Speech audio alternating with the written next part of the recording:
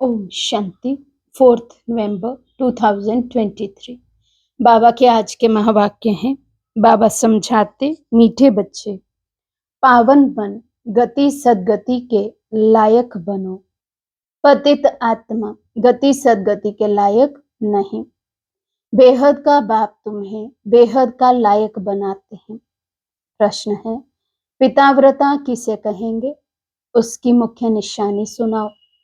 बाबा समझाते, पिताव्रता वे जो बाप की श्रीमत पर पूरा चलते हैं, अशरीरी बनने का अभ्यास करते हैं, अव्यभिचारी याद में रहते हैं। ऐसे सपूत बच्चे ही हर बात की धारणा कर सकेंगे। उनके ख्यालात सर्विस के प्रति सदा चलते रहेंगे। उनका बुद्धि रूपी बर्तन पवित्र होता जाता है। वे कभी भी फारगती नहीं दे सकते हैं। गीत है, मुझको सहारा देने वाले दिल कहे तेरा शुक्रिया।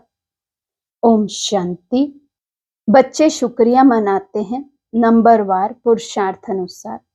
सब एक जैसी शुक्रिया नहीं मनाते। जो अच्छे निश्चय बुद्धि होंगे और जो बाप की सर्विस पर दिल व जान सिकवा प्रेम से उपस्थित है, वो ही अंदर में शुक्रिया मानते हैं। बाबा कमाल है आपकी। हम तो कुछ नहीं जानते थे, हम तो लायक नहीं थे आपसे मिलने के। सो तो बरोबर है, माया ने सबको नालायक बना दिया है। उनको पता ही नहीं है कि स्वर्ग का लायक कौन बनते हैं और फिर नर्क के लायक कौन बनाते हैं। वे तो समझते हैं कि गति और सदगति दोनों का लायक बाप बनाते हैं, नहीं तो वहां के लायक कोई है नहीं। खुद भी कहते हैं हम पतित हैं, ये दुनिया ही पतित है। साधु संत आदि कोई भी बाप को नहीं जानते। अभी बाप ने तुम बच्चों को अपना परिचय दिया है। कायदा भी है, बाप को ही आकर परिचय देना है। यहाँ ही आकर लायक बनाना है, पावन बनाना है। वहां बैठे अगर पावन बना सकते तो फिर इतने नालायक बनते ही क्यों।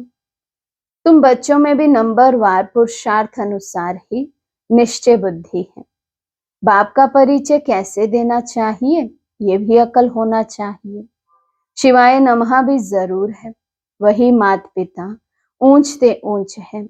ब्रह्मा विष्णु शंकर को रचना है। उनको क्रिएट करने वाला जरूर बाप होगा, माँ भी होनी चाहिए। सबका गॉड फादर तो एक है जरूर। निराकार को ही गॉड कहा जाता है। क्रिएटर हमेशा एक ही होता है। पहले पहले तो परिचय देना पड़े अल्फ का। ये युक्ति युक्त परिचय कैसे दिया जाए वे भी समझना है। भगवान ही ज्ञान का सागर है। उसने ही आकर राजयोग सिखाया। वे भगवान कौन है, पहले अल्फ की पहचान देनी है। बाप भी निराकार है, आत्मा भी निराकार है। वे निराकार बाप आकर बच्चों को वर्षा देते हैं। किसी के द्वारा तो समझाएंगे ना, नहीं तो राजाओं का राजा कैसे बनाया। सतयुगी राज्य किसने स्थापन किया। हेवन का रचयिता कौन है, जरूर हेवनली गॉड फादर ही होगा। वे निराकार होना चाहिए। पहले पहले फादर की पहचान देनी पड़ती है। श्री कृष्ण को और ब्रह्मा विष्णु शंकर को फादर नहीं कहेंगे, उनको तो रचा जाता है। जब सूक्ष्म वतन वालों को भी रचा जाता है, वे भी क्रिएशन है। फिर स्थूल वतन वालों को भगवान कैसे कहेंगे। गाया जाता है देवताएं नमः, वे है शिवाय नमः। मुख्य है ही ये बात। अब प्रदर्शनी में तो घड़ी घड़ी एक बात नहीं समझाएंगे। ये तो एक एक को अच्छी रीति समझाना पड़े, निश्चय कराना पड़े। जो भी आए उनको पहले ये बताना है कि आओ तो तुमको फादर का साक्षात्कार कराएं। फादर से ही तुमको वर्षा मिलना है। फादर ने ही गीता में राजयोग सिखाया है। श्री कृष्ण ने नहीं सिखाया। बाप ही गीता के भगवान हैं। नंबर 1 बात ये है, श्री कृष्ण भगवानुवाच नहीं है। रुद्र भगवानुवाच व सोमनाथ शिव भगवानुवाच कहा जाता है। हर एक मनुष्य की जीवन कहानी अपनी अपनी है, एक ना मिले दूसरे से। तो जो भी आए तो पहले पहले इस बात पर समझाना है। मूल बात समझाने की ये है, परमपिता परमात्मा का ऑक्यूपेशन ये है। वे बाप है, ये बच्चा है। वे हेवनली गॉड फादर है, ये हेवनली प्रिंस है। ये बिल्कुल क्लियर कर समझाना है। मुख्य है गीता, उनके आधार पर ही और शास्त्र हैं। सर्वशास्त्रमयी शिरोमणि भगवद गीता। मनुष्य कहते हैं तुम शास्त्र वेद आदि को मानते हो। अरे हर एक अपने धर्म शास्त्र को मानेंगे, सभी शास्त्रों को थोड़े ही मानेंगे।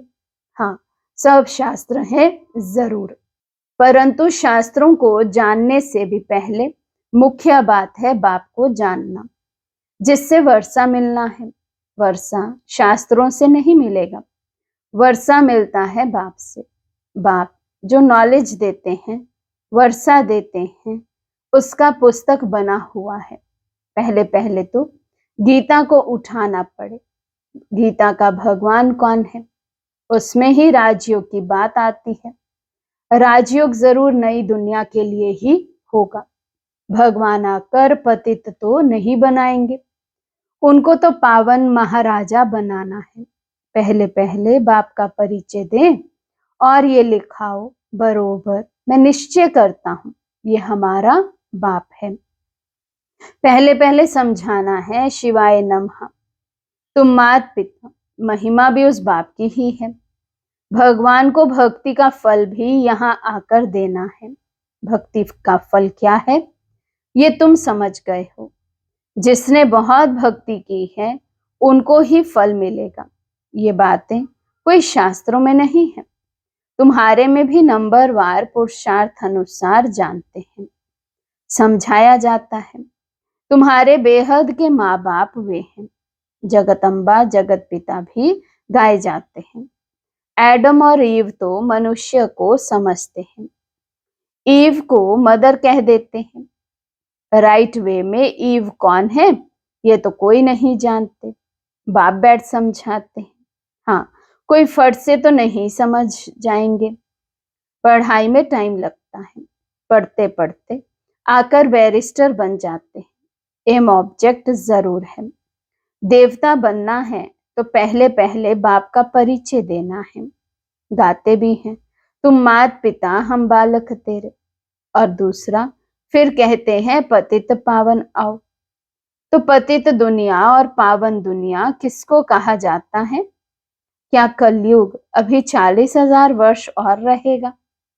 अच्छा, भला पावन बनाने वाला तो वे एक बाप है ना। हेवन स्थापन करने वाला है गॉड फादर। श्री कृष्ण तो हो ना सके, वे तो वर्षा लिया हुआ है। वे श्री कृष्ण हेवन का प्रिंस है और शिव बाबा हेवन का क्रिएटर है। वे है क्रिएशन फर्स्ट प्रिंस। ये भी क्लियर कर बड़े बड़े अक्षरों में लिखना चाहिए तो तुमको समझाने में सहज होगा। रचयिता और रचना का मालूम पड़ जाएगा। क्रिएटर ही नॉलेजफुल है, वही राजयोग सिखलाते हैं। वे कोई राजा नहीं है, वे राजयोग सिखलाए राजाओं का राजा बनाते हैं। भगवान ने राजयोग सिखाया है, श्री कृष्ण ने राज्य पद पाया है, उसने ही गवाया है, उसको ही फिर पाना है। चित्रों द्वारा बहुत अच्छा समझाया जा सकता है। बाप का ऑक्यूपेशन जरूर चाहिए। श्री कृष्ण का नाम डालने से भारत कौड़ी जैसा बन गया है। शिव बाबा को जानने से भारत हीरे जैसा बनता है। परंतु जब बुद्धि में बैठे कि ये हमारा बाप है, बाप ने ही पहले पहले नई स्वर्ग की दुनिया रची, अभी तो पुरानी दुनिया है। गीता में है राजयोग। विलायत वाले भी चाहते हैं राजयोग सीखें, गीता से ही सीखे हैं। अभी तुम जान गए हो, कोशिश करते हो औरों को भी समझाएं कि फादर कौन है। वे सर्वव्यापी नहीं हैं, अगर सर्वव्यापी है तो फिर राज्यों कैसे सिखलाएंगे। इस मिस्टेक पर खूब ख्याल चलना चाहिए। जो सर्विस पर तत्पर होंगे उनके ही ख्यालात चलेंगे। धारणा भी तब होगी जब बाप की श्रीमत पर चलेंगे। अशरीरी भव मन मना भव हो रहे। पतिव्रता व पिताव्रता बने अथवा सपूत बच्चा बने। बाप फरमान करते हैं जितना हो सके याद को बढ़ाते रहो। देह अभिमान में आने से तुम याद नहीं करते, ना बुद्धि पवित्र होती है। शेरनी के दूध के लिए कहते हैं सोने का बर्तन चाहिए। इसमें भी पिताव्रता बर्तन चाहिए। अव्यभिचारी पिताव्रता बहुत थोड़े हैं। कोई तो बिल्कुल जानते नहीं, जैसे छोटे बच्चे हैं, बैठे भल यहाँ हैं परंतु कुछ भी समझते नहीं। जैसे बच्चे को छोटेपन में ही शादी करा देते ना, गोद में बच्चा ले शादी कराई जाती है। एक दो में दोस्त होते हैं, बहुत प्रेम होता है तो झट शादी करा देते हैं। तो ये भी ऐसे हैं, सगाई कर ली है परंतु समझते कुछ भी नहीं। हम मम्मा बाबा के बने हैं, उनसे वर्षा लेना है, कुछ भी नहीं जानते। वंडर है ना। 5-6 वर्ष रहकर भी फिर बाप को अथवा पति को फारगती दे देते हैं। माया इतना तंग करती है तो पहले पहले सुनाना चाहिए शिवाय नमः। ब्रह्मा विष्णु शंकर का भी रचयिता ये है। ज्ञान का सागर ये शिव है। तो अब क्या करना चाहिए। त्रिमूर्ति के बाजू में जगह पड़ी है, उस पर लिखना चाहिए कि शिव बाबा और श्री कृष्ण दोनों के ऑक्यूपेशन ही अलग है। पहली बात ये जब समझाओ तब कपाट खुले। और पढ़ाई है भविष्य के लिए। ऐसी पढ़ाई कोई होती नहीं, शास्त्रों से ये अनुभव नहीं हो सकता। तुम्हारी बुद्धि में है कि हम पढ़ते हैं सतयुग आदि के लिए। स्कूल पूरा होगा और हमारा फाइनल पेपर होगा, जाकर राज्य करेंगे। गीता सुनाने वाले ऐसी बातें समझा नहीं सकते। पहले तो बाप को जानना है, बाप से वर्षा लेना है। बाप ही त्रिकालदर्शी है और कोई मनुष्य दुनिया में त्रिकालदर्शी नहीं। वास्तव में जो पूज्य हैं वही फिर पुजारी बनते हैं। भक्ति भी तुमने की है और कोई नहीं जानते। जिन्होंने भक्ति की है वही पहले नंबर में ब्रह्मा, फिर ब्रह्मा मुख वंशावली है। आपे ही पूज्य भी ये बनते हैं।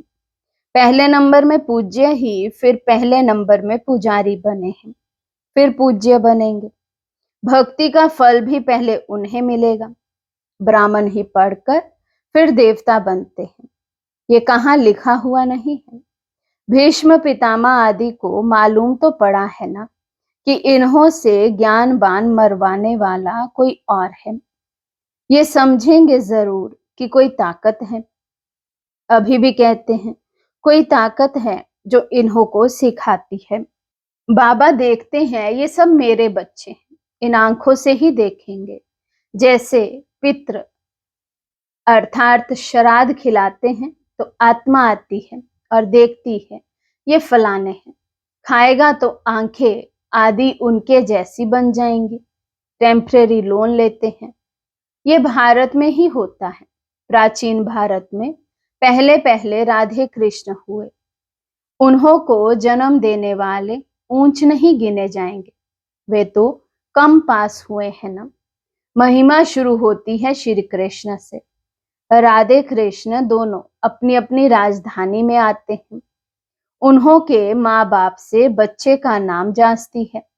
कितनी वंडरफुल बातें हैं। गुप्त खुशी रहती है। बाप कहते हैं मैं साधारण तन में ही आता हूँ। इतना माताओं का झुंड संभालना है, इसलिए साधारण तन लिया है जिससे खर्चा चलता रहे। शिव बाबा का भंडारा है, भोला भंडारी अविनाशी ज्ञान रत्नों का भी है। और फिर एडॉप्टेड बच्चे हैं, उन्हों की भी संभाल होती आती है। ये तो बच्चे ही जाने। पहले पहले जब शुरू करो तो बोलो शिव भगवान उवाच। वे सबका रचयिता है। फिर श्री कृष्ण को ज्ञान सागर गॉड फादर कैसे कह सकते। लिखत ऐसी क्लियर हो जो पढ़ने से अच्छी रीति बुद्धि में बैठे। कोई कोई को तो 2-3 वर्ष लगते हैं समझने में। भगवान को आकर भक्ति का फल देना है। ब्रह्मा द्वारा बाप ने यज्ञ रचा, ब्राह्मणों को पढ़ाया, ब्राह्मण से देवता बनाया, फिर नीचे आना ही है। बड़ी अच्छी समझानी है। पहले ये सिद्ध कर बताना है श्री कृष्ण हेवनली प्रिंस है, हेवनली गॉड फादर नहीं। सर्वव्यापी के ज्ञान से बिल्कुल ही तमो प्रधान बन गए हैं। जिसने बादशाही दी उनको भूल गए हैं। कल्प कल्प बाबा राज्य देते हैं और हम फिर बाबा को भूल जाते हैं। बड़ा वंडर लगता है। सारा दिन खुशी में नाचना चाहिए। बाबा हमको विश्व का मालिक बनाते हैं। अच्छा, मीठे मीठे सिके लदे बच्चों प्रति माता पिता बाप दादा का याद प्यार और गुड मॉर्निंग।